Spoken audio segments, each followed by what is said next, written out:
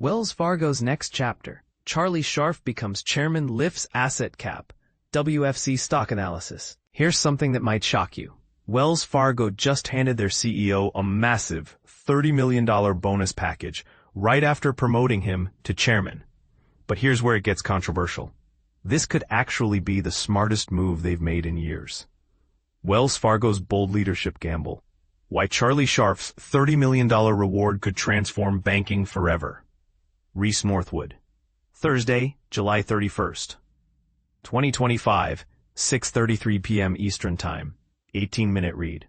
Wells Fargo & Company, trading under NYSE WFC, is making waves with a leadership decision that's raising eyebrows across Wall Street. Charlie Scharf's recent promotion to chairman of the board isn't just another corporate reshuffle. It's a calculated bet on the future that comes with a jaw-dropping $30 million equity package. And this is the part most people miss. But is this leadership consolidation a stroke of genius or a dangerous concentration of power? Let's dive deep into what this really means for investors, customers, and the banking industry at large. The power play.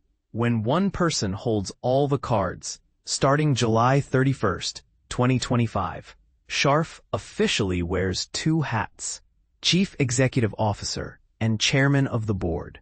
Now, here's where traditionalists start getting nervous. Corporate governance experts have long warned against CEO duality, arguing it creates the dangerous power vacuum where independent oversight becomes nearly impossible. Think about it. How can a board effectively monitor a CEO when that same person is leading the very meetings where decisions get made? But here's the twist that Wells Fargo's leadership is banking on.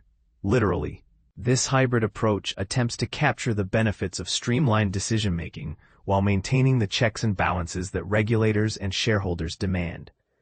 It's like having a co-pilot who can take the controls when needed, but still allowing the captain to navigate the flight path.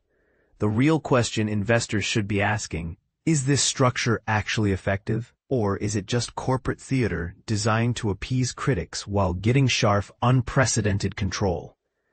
That $30 million question, aligning interests or rewarding mediocrity.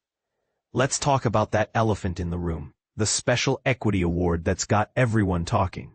This isn't your typical executive bonus package. We're looking at $30 million split between restricted share rights and a hefty 1,046,000 stock options. But here's what makes this package particularly interesting. The vesting schedule is spread across 4, 5, and 6 years, essentially handcuffing Scharf to the company's long-term performance. Think of it as a marriage contract rather than a one-night stand. Traditional executive packages often reward short-term stock price bumps, encouraging leaders to make flashy moves that look good in quarterly reports, but might damage the company's foundation. This structure forces Scharf to think in terms of sustained growth, regulatory compliance, and genuine value creation.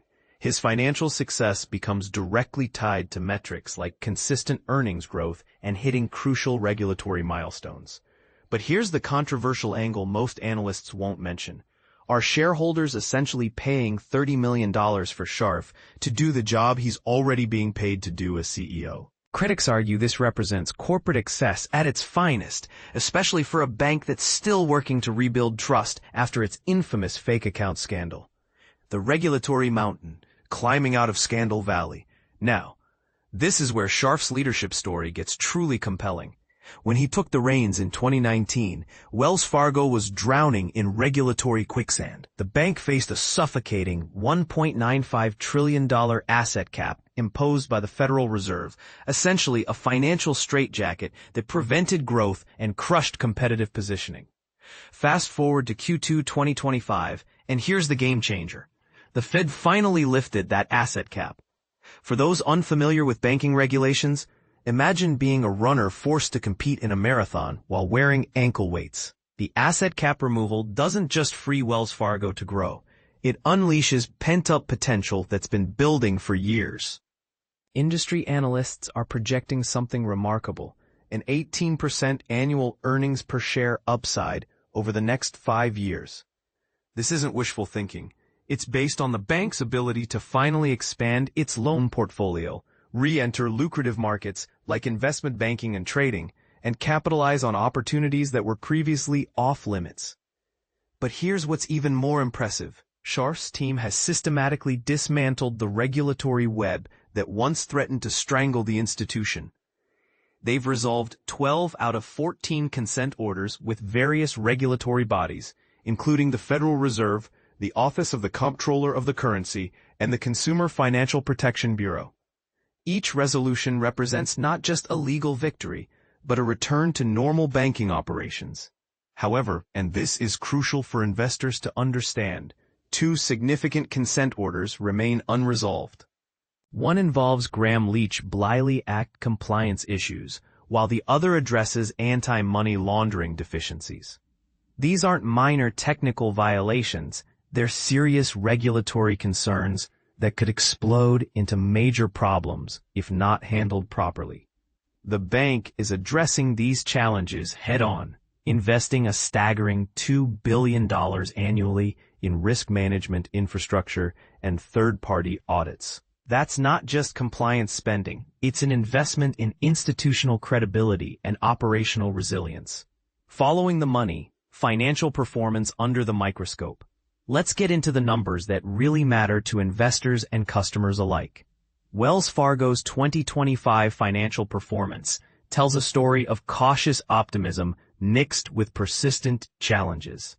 First quarter net income climbed 6% year-over-year to reach $4.9 billion, a solid performance driven primarily by robust wealth management results and disciplined expense management. But here's where things get complicated. Net interest income dropped 6% to $11.5 billion. For those new to banking metrics, net interest income is essentially the profit banks make from the difference between what they pay depositors and what they charge borrowers. This decline reflects the challenging interest rate environment and increased funding costs that are squeezing margins across the entire banking sector. Yet there's a silver lining that demonstrates the bank's underlying strength. The Common Equity Tier 1 ratio stands at a fortress-like 11.1%. In simple terms, this measures the bank's financial cushion against unexpected losses. A ratio above 10% is considered very strong, positioning Wells Fargo to weather economic storms that might cripple weaker institutions. Scharf hasn't just focused on financial metrics. He's been ruthlessly attacking operational inefficiencies. The bank has committed to $2.4 billion in expense reductions for 2025. A move that skeptics might view as cost-cutting for its own sake. But look deeper, and you'll see a strategic transformation. The branch modernization initiative tells this story perfectly. Since 2024, Wells Fargo has upgraded 730 branches with plans to complete all renovations by 2029. This isn't just about fresh paint and new furniture. It's about creating customer experiences that can compete with digital-first financial institutions while maintaining the personal touch that traditional banks offer. The digital transformation efforts deserve special attention. The bank has launched a new account opening platform and implemented AI-driven risk management tools. These might sound like typical corporate buzzwords, but they represent fundamental shifts in how Wells Fargo operates. The new account opening system addresses one of the most common customer frustrations: lengthy, complicated processes that drive potential clients to competitors. Investment perspective: opportunity knocks, but risk lurks for investors trying to decode Wells Fargo's investment potential. The current landscape presents both compelling opportunities and significant risks that demand careful consideration. On the opportunity side, the numbers paint an attractive picture. The stock trades at a forward price-to-earnings ratio of 12.19 times, notably below the industry average of 13.14 times. This valuation gap suggests the market hasn't fully recognized the bank's transformation progress. Add a solid dividend yield of 1.91% and you have an income-generating investment that could deliver capital appreciation as regulatory clouds continue clearing. The leadership transition and regulatory progress have reignited institutional investor interest, particularly in high-margin business areas like corporate banking and digital financial services. These segments offer growth potential that was previously constrained by regulatory limitations. But here's where responsible investors need to pump the brakes and consider the risks. Wells Fargo carries significant exposure to commercial real estate and auto loans, two sectors that historically suffer during economic downturns. If we enter a recessionary period, credit quality in these portfolios could deteriorate rapidly, potentially wiping out gains from other business improvements. The unresolved anti-money laundering concerns represent another ticking time bomb. AML violations can result in massive fines, business restrictions, and reputational damage that takes years to repair. While the bank is investing heavily in compliance infrastructure, regulatory enforcement in this area has become increasingly aggressive. Additionally, potential changes to Basel III capital requirements could force the bank to hold additional capital reserves, reducing profitability and limiting growth options. These regulatory changes are largely outside management's control, but could significantly impact financial performance. Interest rate policy presents perhaps the most immediate risk. The Federal Reserve's monetary policy decisions directly impact Wells Fargo's net interest margins. If rates remain elevated for extended periods, the bank's profitability could face sustained pressure, regardless of how well management executes other strategic initiatives. The controversial bottom line, betting on banking's bad boy, Charlie Scharf's elevation to chairman, backed by that massive $30 million equity package, represents far more than corporate musical chairs. This is Wells Fargo's bold declaration that it's ready to reclaim its position among America's banking elite. By tying leadership compensation to long-term performance metrics and leveraging hard-won regulatory progress, the institution is positioning itself to monetize its extensive branch network and emerging digital capabilities. But here's the question that should keep investors awake at night. Is Wells Fargo truly reformed, or are we witnessing an elaborate corporate makeover designed to distract from fundamental cultural problems? For investors with the stomach for uncertainty and the patience for long-term value creation, Wells Fargo presents a unique proposition. You're essentially betting on a financial institution's complete reinvention, a process that could deliver exceptional returns or spectacular disappointments. The smart money approach requires balancing genuine optimism about the bank's progress with healthy skepticism about execution risks. As regulatory constraints continue loosening and the asset cap removal unlocks growth potential, Wells Fargo might indeed prove that its greatest achievements lie ahead rather than in its troubled past. But here's the final controversial question I'll leave you with. In an era where traditional banking faces existential threats from fintech disruption, cryptocurrency adoption, and changing consumer preferences, is Wells Fargo's traditional banking model the right bet for the future? Or are we watching the last gasps of a dying industry dressed up in modern packaging? What do you think? Is Charlie Scharf the visionary leader who will guide Wells Fargo into a golden age of profitability and growth?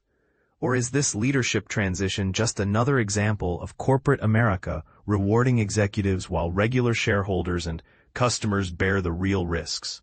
The comment section is waiting for your thoughts, and I have a feeling this one's going to spark some heated debates. Wells Fargo's big move. CEO Charlie Scharf to take on chairman role. In a major leadership shakeup that's bound to spark debate, Wells Fargo announces plans to consolidate power at the top. But there's more to this story than meets the eye. The financial giant's board of directors has revealed its intention to elevate CEO Charlie Scharf to the position of chairman, while simultaneously awarding him an eye-catching $30 million special equity package. But here's where it gets interesting. This move comes with both praise and potential controversy. In a bid to maintain checks and balances, the board plans to establish a lead independent director role to ensure continued autonomous oversight. The compensation package includes both restricted share rights and 1,046,000 stock options, a decision that's sure to spark discussions about executive compensation in the banking sector. What's driving these bold moves? Under Scharf's leadership, Wells Fargo has undergone a remarkable transformation. The company has strengthened its risk management, rebuilt its tarnished reputation, hit crucial regulatory targets, and delivered impressive financial results. His team has also made strategic investments in core business growth. But at what cost? The special equity grant comes with strings attached. It will vest gradually over the 4th, 5th, and 6th anniversaries of the grant date. The board argues this structure, combined with their stock ownership policy, ensures Scharf's interests remain aligned with long-term shareholder value.